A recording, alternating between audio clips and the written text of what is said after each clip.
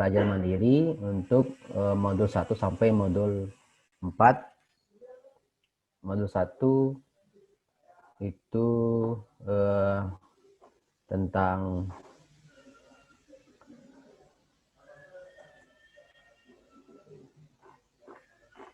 apa modul 1 ya? Modul 1 manajemen bandwidth ya, manajemen bandwidth ya.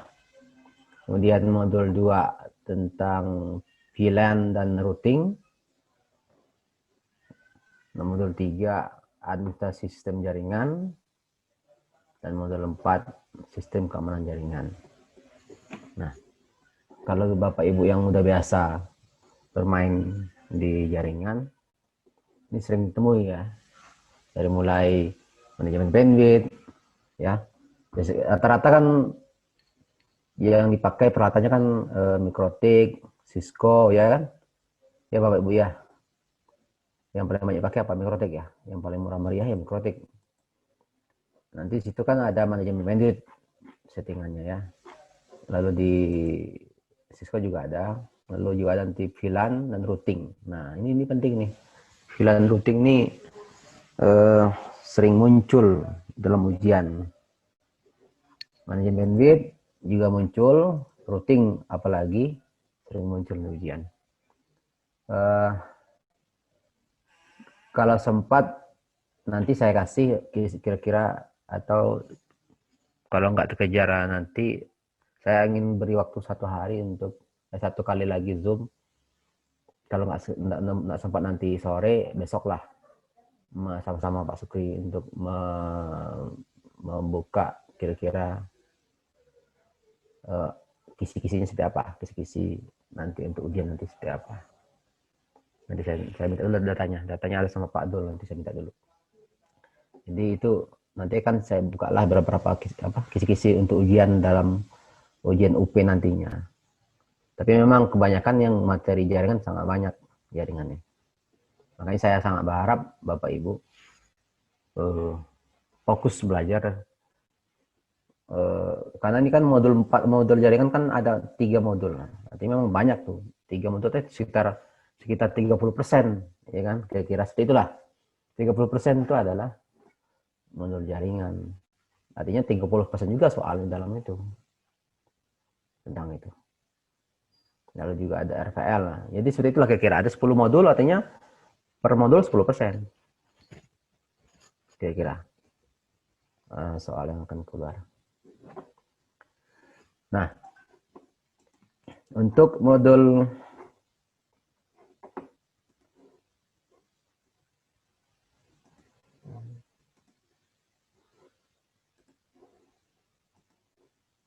KB1, modul 4 ya, KB1, manajemen bandwidth, seperti yang terlihat di layar. Ya, nanti materi kita tuh tentang manajemen bandwidth, terdiri dari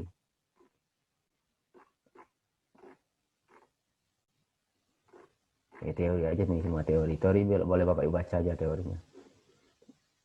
Ini ilustrasi. Biasanya kan gini, manajemen bandwidth contohnya kan bagaimana kita memanage bandwidth supaya penggunaan bandwidth itu efisien dan efektif sesuai dengan kebutuhan.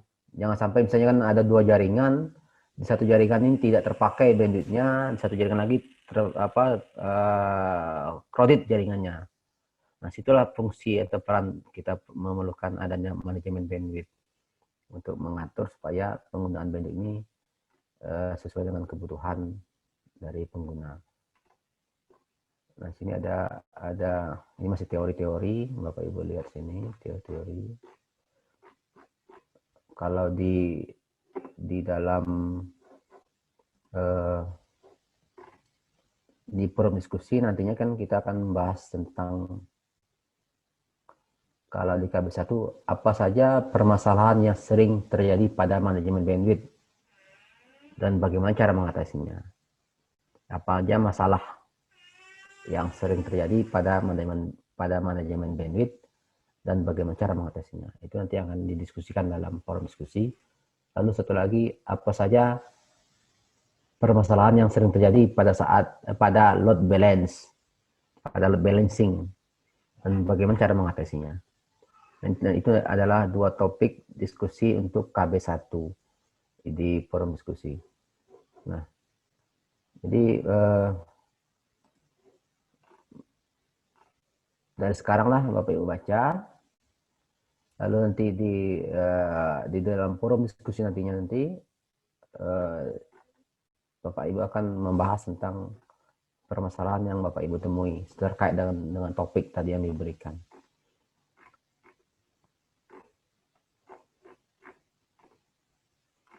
Oke. Saya rasa untuk manajemen bandwidth nih, kalau yang sering pakai mikrotik itu sering ketemu nih, simple QI tree ya. Untuk pengaturannya ini kan ada simple QI tree. Juga ada load balancing. Nah, ini contohnya kan menggunakan mikrotik nih contohnya. Contohnya menggunakan konfigurasi manajemen bandwidth pada router mikrotik.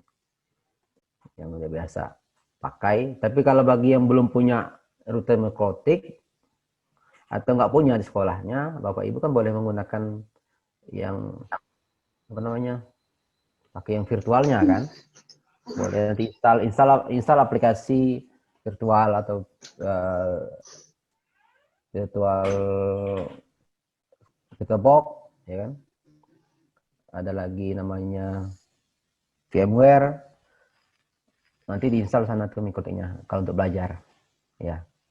Tapi kalau ada alatnya ya pakailah di sekolah sambil belajar untuk ulang-ulang lagi, untuk mengulang-ulang pengetahuannya supaya ingat-ingat lagi nanti waktu ujian. Nah ini kan pakai VMware nih, pakai Oracle Virtual Box, boleh juga pakai VMware untuk latihan.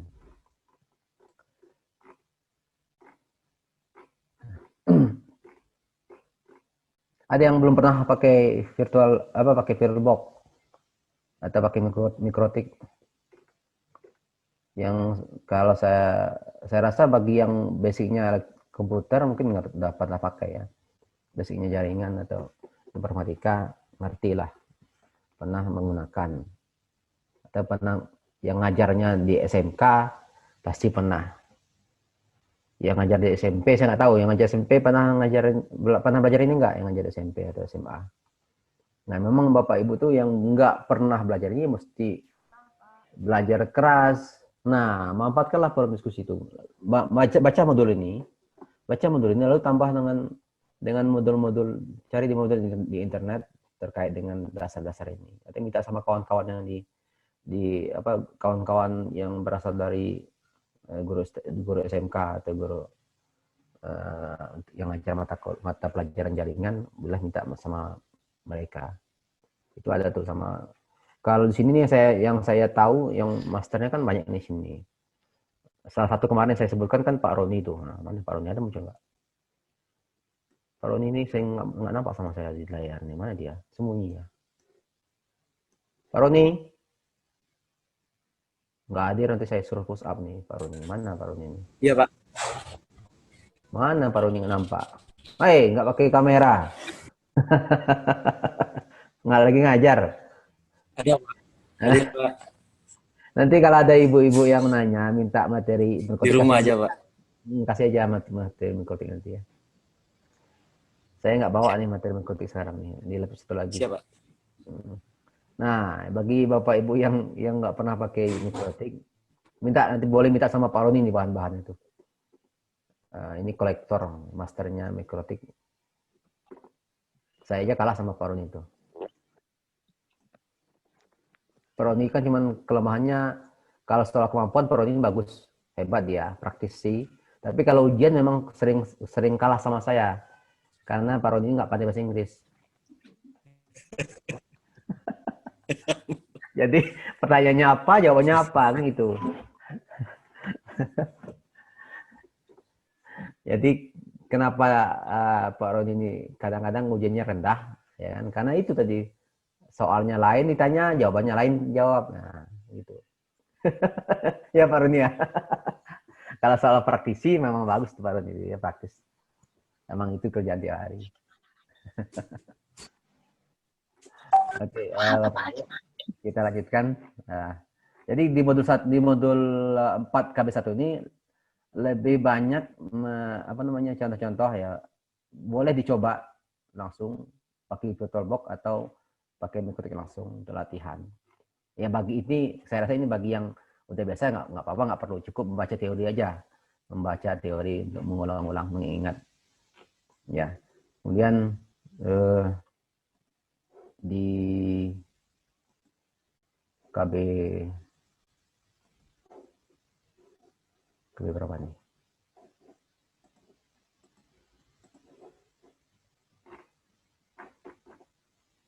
KB2.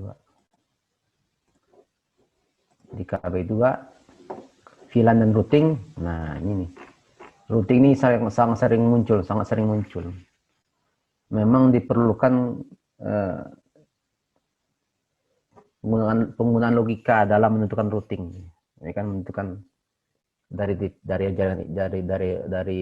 port ini ke port ini, dari LAN satu ke LAN berikutnya, kan kita melalui menggunakan router. Apa konfigurasinya, memang perlu logika kita dalam mengkonfigurasi di dalam settingan Microtik tersebut. Nah, seperti ini nih. Contoh, ini virtual LAN ya, ini virtual LAN. Yang routing, mana routing nih? Ini sangat sering muncul nih ya, routing sering muncul nih. Jadi bagi Bapak Ibu yang bukan dari komputer, memang mesti mau nggak mau mesti berjuang keras. Mana yang routing? Nah, fungsi routing, cara kerja routing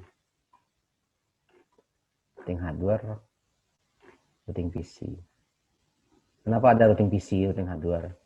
Kalau zaman dulu kan karena harga router ini mahal, jadi orang dulu bikin routernya pakai PC, pakai aplikasi. Biasanya pakai Linux misalnya kan. Sekarang kan router udah murah harganya, ada mulai murah yang hardware routernya. Kalau dulu hardware router mahal. Sehingga ada orang ciptakanlah router PC. Router PC itu menggunakan aplikasi sistem operasi saja. Pakai Linux biasanya dipakai oleh orang-orang zaman dahulu, pakai Linux untuk router PC. Nah, yang penting kan konsep dalam routing itu seperti apa, itu mesti dipahami.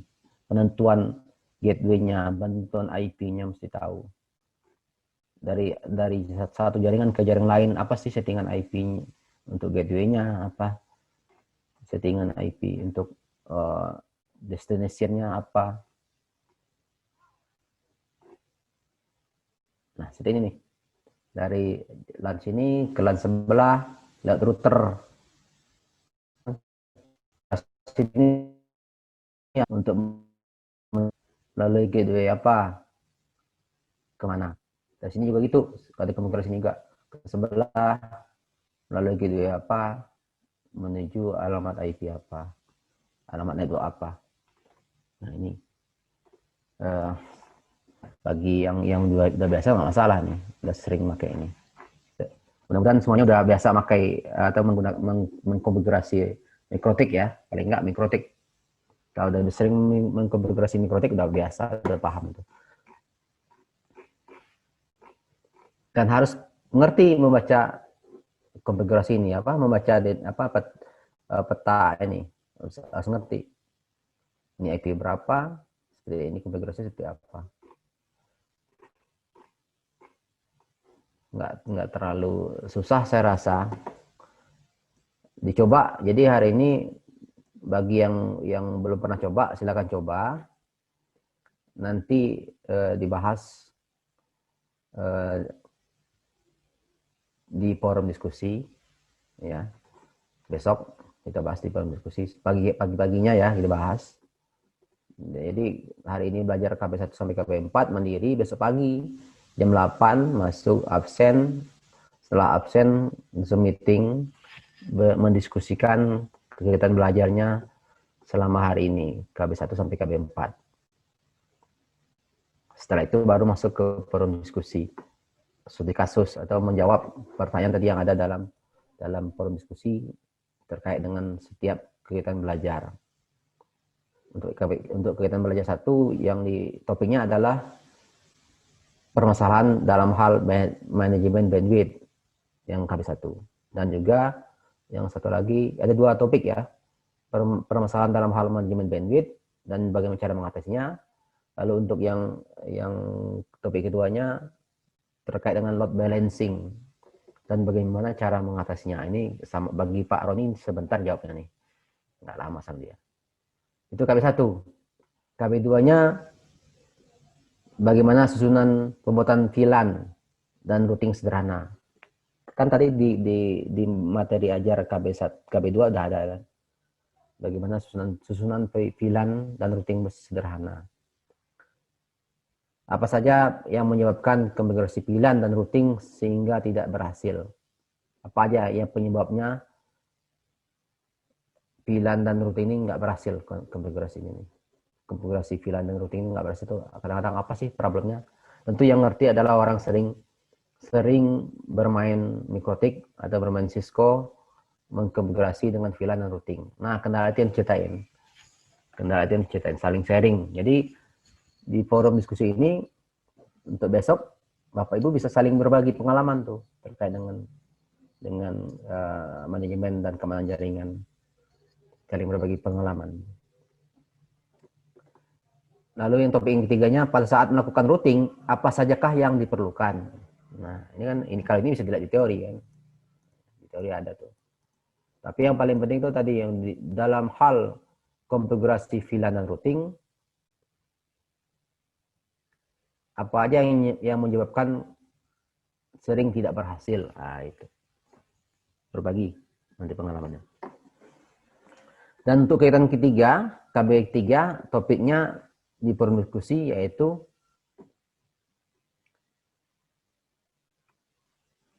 diskusikan di dalam kelompok mengenai salah satu topik di bawah ini dan buatlah ringkasan dan laporan praktikumnya. Topik-topiknya itu tentang Internet Gateway, DHCP server, FTP server, NTP server, remote server, web server, DNS server, proxy server. Nah, nanti Bapak Ibu baca di materi kegiatan belajar 3 itu tentang ini ya. Dipahami untuk dibawa ke dalam forum diskusi di esok hari. Lalu topik keduanya, pertanyaan keduanya di dalam kegiatan belajar 3 ini, kemukakan pendapat Anda bagaimana susunan instalasi sistem operasi jaringan dan konfigurasi administrasi sistem jaringan. Nah, kalau dilihat di KB3 ini kan tentang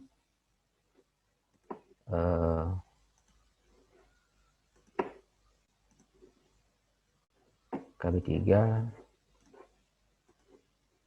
administrasi sistem jaringan, Nah, materi itu kan ada saya baru baca nih tentang fungsi sistem operasi. Biasanya yang digunakan untuk sistem operasi jaringan kan Linux ya. Ada Linux, Windows juga sih, tapi yang sering pakai Linux tuh. Sistem operasi jaringan Mikrotik Router OS. Nah, di sini juga boleh menggunakan VirtualBox nanti untuk apa namanya? Untuk prakteknya nanti cobakanlah pakai VirtualBox. Bapak Ibu install nanti sistem operasinya. Mencoba model ini dicobakan ya. Langkah-langkahnya udah di apa namanya? Saya rasa langkah-langkahnya udah terurai dengan detail nih. Setiap langkah ada nih disebutkan. Menginstalasi Mikrotik nih ya.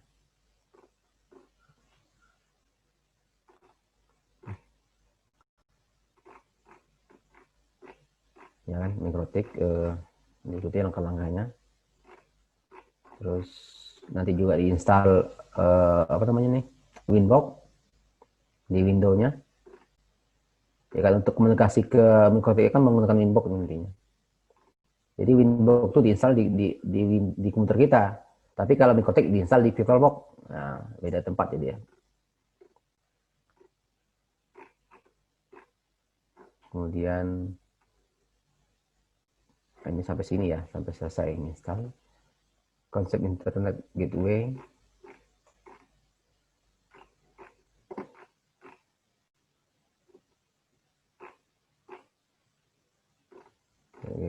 biasa nih. Nah, coba nanti di Mikotiknya coba konfigurasi ini. DHCP setup, ada konfigurasinya, di ethernet berapa dia, IP-nya berapa.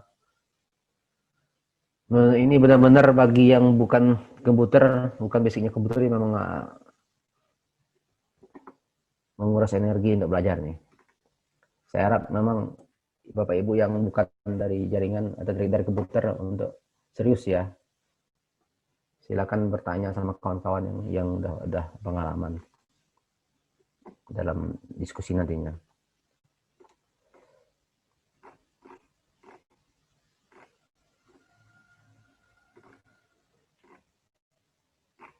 Nggak ada yang lain. Saya rasa ini modul ini lengkap dengan langkah-langkah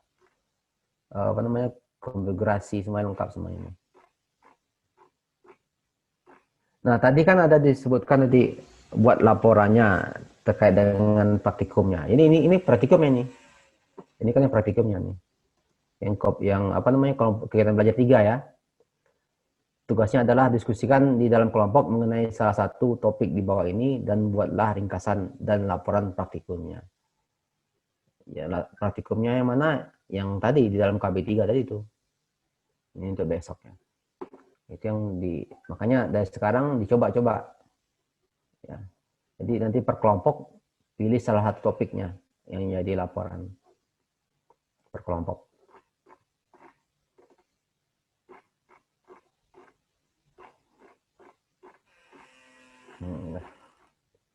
Saya rasa ini nggak ada yang susah ini ya. Cukup Bapak Ibu ikutin ya. Kalau bagi Pak Roni mungkin dia dengan pitching mata dia bisa selesai sama dia.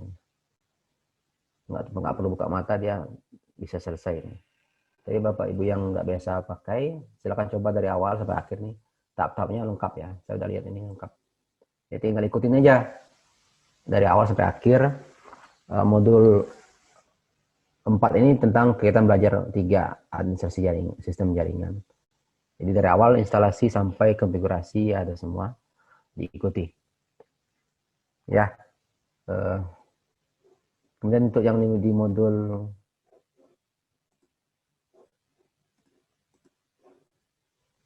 KB4-nya sistem keamanan jaringan. Ini lebih ke firewall nih. Nah ya, firewall ya.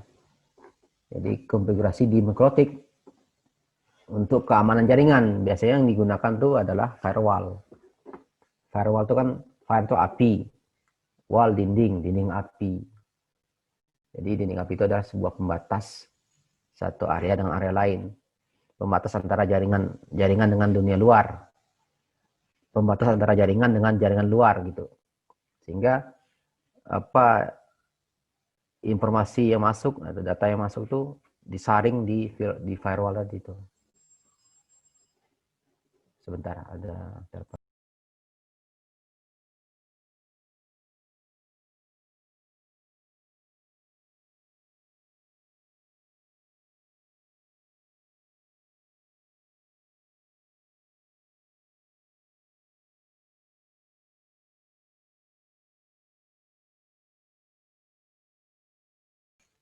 Habis waktu tadi ya. Oke, kita lanjut lagi. Lanjut Pak. Nah, yang model KB4 pada intinya adalah firewall ya, sistem keamanan jaringan. Penggunaan firewall. Teorinya bisa Bapak Ibu baca langsung teorinya. Yang penting praktiknya dicobakan. Nah, ini contoh ya. Penggunaan firewall itu kan contohnya untuk mencegah DDoS ya, denial of service. Denial of service ini kan serangan ke server dengan mengirimkan paket data yang banyak sehingga membuat servernya menjadi down. Kalau servernya down, maka si penyerang attacker akan masuk melalui celah atau port yang terbuka akibat downnya server tersebut. Itu biasanya. smart attack. Ini juga mesti dibaca-baca ya, karena saya pernah nampak di soal tuh ada muncul seperti ini. Soal-soal yang tentang DDoS ada muncul, tentang firewall juga sering muncul. Itu. Ini contoh serangan di jaringan tuh ping update. Jadi ping update ini mengeping ke server dengan mengirimkan paket data. Ngeping dia tapi ngirim paket data gitu. Bisa ngeping dengan ngirim paket data sekian mega. Jadi kan kalau banyak komputer kan bisa down. Ngeping tapi sebanyak komputer. Namanya ping update. Serangan man in the middle. Nah, ini pernah saya coba. Man in the middle ini pernah saya demonkan. Jadi gini, man in the middle ini adalah orang yang menyadap komunikasi antara satu titik ke titik lain. Satu komputer ke komputer lain. Jadi orang ini menyadap komunikasi antara komputer A ke komputer B atau dari sisi A ke sisi B. Nah, ini makanya namanya man in the middle, laki-laki di tengah-tengah gitu. Orang yang di tengah-tengah. Jadi dia memantau lalu lintas komunikasi antara komputer A sama komputer B. Kadang orang dari si A di koneksi ke internet gitu ya, misalnya membuka email atau membuka suatu akun tertentu, maka saat itu di dalam jaringan ini orangnya ini akan berada di dalam jaringan. Jadi dia akan melihat apa data-data yang dikirimkan ke internet. Kalau dia lagi beruntung, si A ini mengirimkan data username sama password, maka dia akan dapatkan data itu. Nah, itu yang main in the middle itu biasanya segitu. Karena sampai saat ini masih banyak username dan password itu dikirim dalam bentuk plain text. Dalam bentuk plain text. Tahu plain text nggak? Tag yang nampak. Itu. Misalnya tertulis ini contoh, maka akan muncul tuh ini contoh yang muncul. Bisa dibaca. Artinya plain text itu adalah tag yang bisa dibaca. Plain text. Karena itu sekarang ini kan untuk keamanan digunakan metode untuk supaya teks itu tidak nampak, tidak tahu apakah itu password atau bukan, maka dia diacak dengan nama enkripsi. Namanya enkripsi namanya. Begitu. Tapi serangan ini sebenarnya efektif hanya terjadi di dalam jaringan lokal. Ini efektifnya situ. Karena sekarang kan udah banyak tuh alamat-alamat tuh menggunakan HTTPS gitu ya. HTTPS. Nah, serangan ini efektifnya hanya lebih efektif bila dilakukan dalam jaringan lokal. Misalnya di area sekolah atau area kampus. Masih di areanya jaringan itu. Masih belum keluar ke internet. Misalnya masih di area kampus. Misalnya kalau di UNP, di area kampus UNP antara jaringan A dan jaringan B masih bisa tuh. Dalam jaringan itu masih bisa. Tapi kalau udah di luar masih kurang efektif. Contohnya di mana letak keefektifannya? Jadi misalnya gini, cara penerapan man in the middle ini, si orang penyerang ini dia akan, contohnya kalau di kampus kan banyak tuh tersedia hotspot wifi ya, hotspot. Maka si penyerang akan menciptakan sebuah hotspot palsu yang sama persis namanya, ya, sehingga si A ini dia mengira bahwa itu adalah hotspot yang resmi, maka dia akan masuk sana. Setelah dia masuk, maka komunikasinya ke internet melalui hotspot yang palsu tadi itu. Nah, karena dia melalui hotspot palsu atau wifi palsu yang dibuat oleh si penyerang, maka si penyerang bisa membaca siapa saja yang melewati hotspot atau yang wifi palsu yang dia buat tadi itu. Apa aja data yang dikirim sana akan tahu dia. Nah, itu. Makanya cara pencegahannya gimana? Untuk hal ini kita sebagai pengguna mestinya jangan men-set koneksi WiFi itu otomatis. Jangan set secara otomatis. Karena dia akan setiap dia deteksi ada WiFi, namanya sama, ya kan? Maka dia akan connect gitu. Nah, si penyerang ini kan dia membuat WiFi yang sama. Nah. Dia akan mengcloning. Sehingga kalau kita sebagai pengguna selalu men-set koneksi internet, koneksi ke WiFi-nya otomatis, laptop kita atau handphone kita setiap kali kita aktifkan WiFi-nya, maka dia akan koneksi secara otomatis ke semua perangkat yang terdata dalam laptop kita. Itu. Nah, cara pencegahan gimana ya? Jangan set otomatis koneksinya, tapi set secara manual koneksinya. Itu cara pencegahan. Contoh lagi untuk keamanan, spamming, mengirim spam, ya kan? Mengirim email, spam, sniper.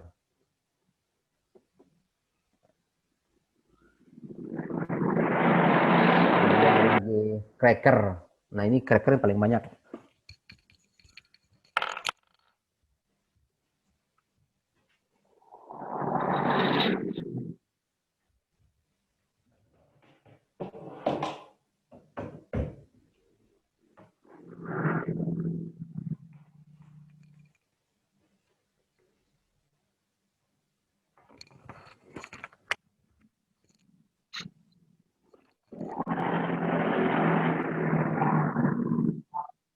Nah, kalau cracker ini dia lebih ke crack kan pecah, dia kan crack artinya pecah, memecahkan. Misalnya kita mengcrack apa namanya aplikasi berbayar, mengcrack Office ya, atau mengcrack aplikasi game atau aplikasi lainnya, itu crack namanya, memecahkan kode. Dan kalau aplikasi yang berbayar kan mesti didaftarkan atau mesti memiliki nomor seri serial, ya kan? Atau apa namanya dongle-nya itu. Jadi dipecahkan karena dia memecahkan kode, makanya namanya cracker. Si penyerang namanya cracker. Kemudian lapisan keamanan, ada keamanan fisik, keamanan lokal. Oke. Kemudian untuk mengatasi hal itu maka ada namanya firewall. Sudah ada dalam perangkat router, udah ada tuh firewall. Kita setting di sana firewallnya. Konfigurasi ini firewallnya adalah dinding pembatas firewall, dinding API yang akan menyaring, memfilter apa aja data yang keluar masuk dari jaringan. Gitu. Kita bisa batasi. Nah, jadi kehebatan settingan kita ini tergantung kita sebagai pengguna. Kita sebagai pengguna lah yang menentukan dinding ini semakin bagus apa enggaknya menyaring. Kalau kita nggak men-setting dengan benar, maka bisa saja ada beberapa bagian yang bolong yang bisa dimasuki oleh penyerang. Contohnya firewall gimana? Jadi settingan di firewall ini kita bisa men-set nggak boleh orang ngeping gitu, nggak boleh orang ngeping ke server kita. Nah, itu contoh satu firewall. Atau nggak boleh orang mengirim pesan, ya, atau mengirim email, atau mengirim apa, boleh. Itu namanya firewall. Itu contohnya, salah satu contoh. Oke, contoh lain. Ya, kira-kira itulah. Saya rasa itu. Kalau ada pertanyaan silakan, karena saya mau penutupan acara.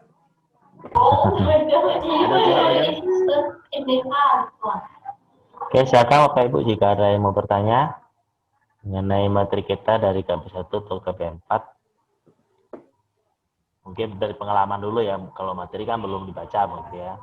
Jadi mungkin dari pengalaman mungkin boleh, silakan.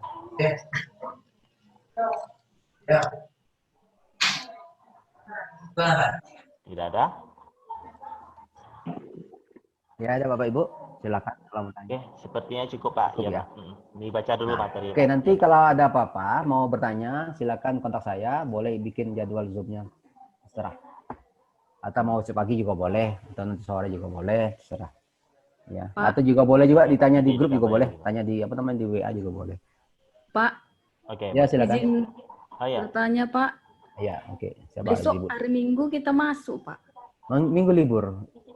Tapi besok, minggu libur. kata Bapak besok tadi. Oh, Besok maksudnya saya ketemu selanjutnya. saya kan besoknya orang Batak saya ini kan besok besok itu kan bisa bisa lusa bisa besok. Jadwal kita tuh Terima yang kasih Buga sudah mengingatkan. hanya hari Minggu liburnya ya, sama tanggal merah. Jadi kalau ketemu tanggal merah sama hari Minggu itu libur. Oke, Pak.